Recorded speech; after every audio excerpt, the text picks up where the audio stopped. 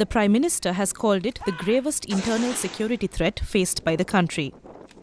On April 6, 2010, the Maoists displayed their deadly intent when they massacred 76 security personnel in Chhattisgarh.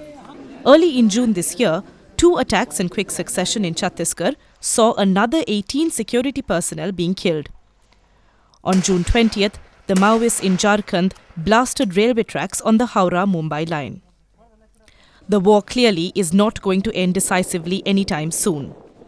According to Ajay Sahani, a close observer of the Maoist insurgency and executive director of the Institute of Conflict Management and the South Asia Terrorism Portal, the Maoist war against the Indian state has so far had a huge cost in terms of lives lost.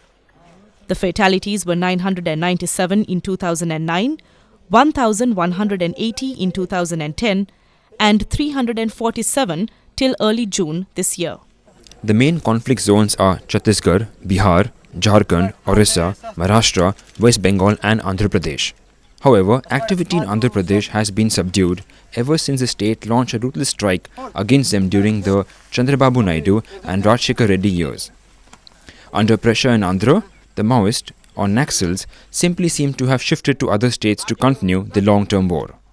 Firstpost assigned THL Mediagrove journalist V.K. Shashi Kumar, Shankar Kumar, Nidhi Bhardwaj and Suraj to file first-hand reports from Ground Zero in Jharkhand and Bihar from Naxal-infested zones.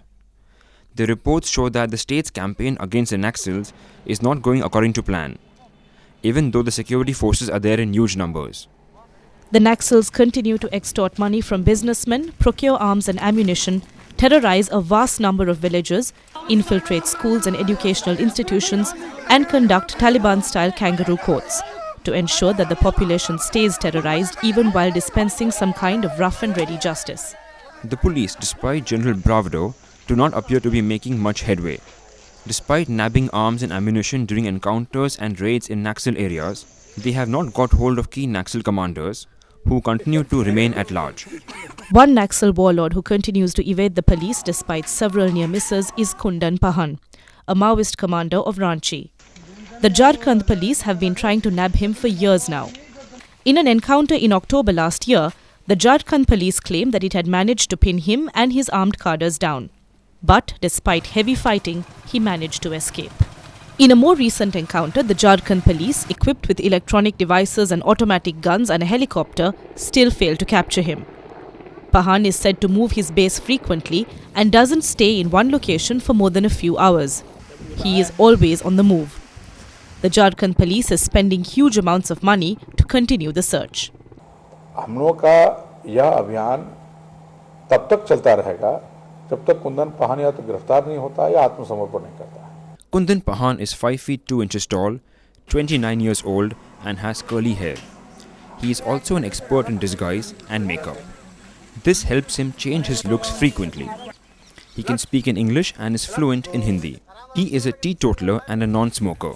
His main weaknesses is said to be his womanizing. Kundan Pahan जब तक है तब तक तो उसके अस्तित्व को हम भी स्वीकार कर रहे हैं और इसी कारण हम अपनी कार्रवाई भी उसी गति से बनाए रखे हुए हैं. Several police cases have been registered against Pahan, including the robbing of ICICI Bank of 5 crore rupees and murder of DSP Pramod Mishra.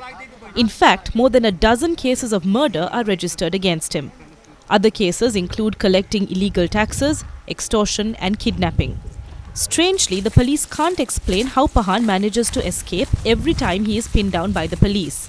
He has been caught in the police dragnet 10 times, yet he managed to slip through without getting hurt. The police only seem to recover some arms and explosives. But then the government seems to be going on a different track.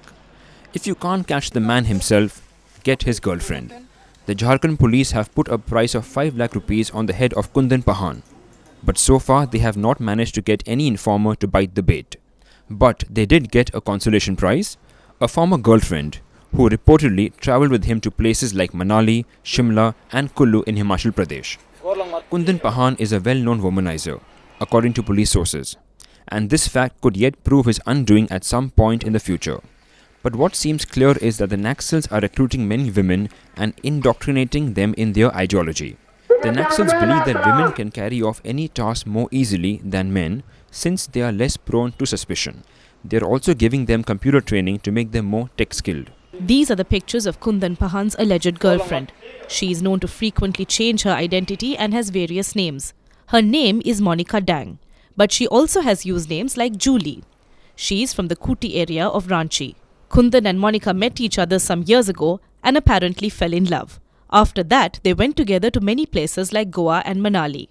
Sometime back, Kundan reportedly obtained a flat for her in Ranchi, but when the police got wind of her stay in the city, they arrested her along with some ammunition and Naxal documents. They also found a photo album of Kundan and Monica, which is indicative of their love story. ये गोली लेके जा रही थी, उसी क्रम में हम लोग को सूचना मिली और इसकी गिरफ्तारी तुपुदाना क्षेत्र से किया गया है।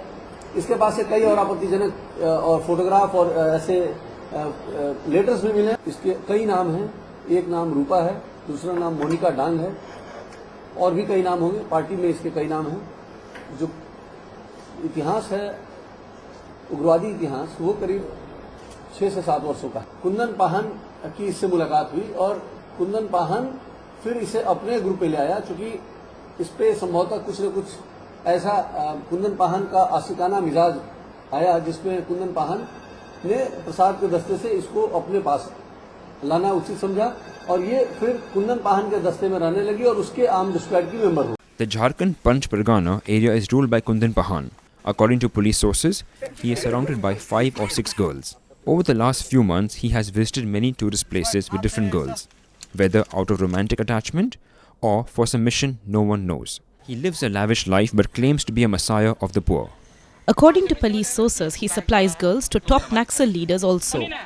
This, according to them, is the true face of a Naxal who is fooling the poor people. But the fact that the police have not been able to nab him so far suggests that he has struck deeper roots with the people. The biggest challenge for the police now is to nab him, dead or alive. वो उसके साथ संबंधित थे, काफ़ी दिनों से उसके संबंध थे और जिस तरह का रिश्ता दोनों के बीच था, वो रिश्ता नक्सली एक रिश्ते से ऊपर उठकर था। महिलाओं के ऊपर जनरली कोई जल्दी शक नहीं करता है, इस चीज़ के लिए उनको उपयोग करते हैं। कुंदन पाहन महिलाओं का शौकीन है और उसके दस्ते में, उसके टीम में कई महिलाएं रहती हैं। जो लड़कियां वहां से गिरफ्तार हुई है या जिसने सरेंडर किया है, उन्होंने इस बात का खुलासा किया है कि उनका दैहिक शोषण वहां पे किया जाता है। While the police remain unsuccessful in catching him, he continues to live life king size. His lavish lifestyle is being supported by the money he gets as levy from businessmen and government mining projects. The police are clueless about his current location, but according to sources, he is not in Jharkhand.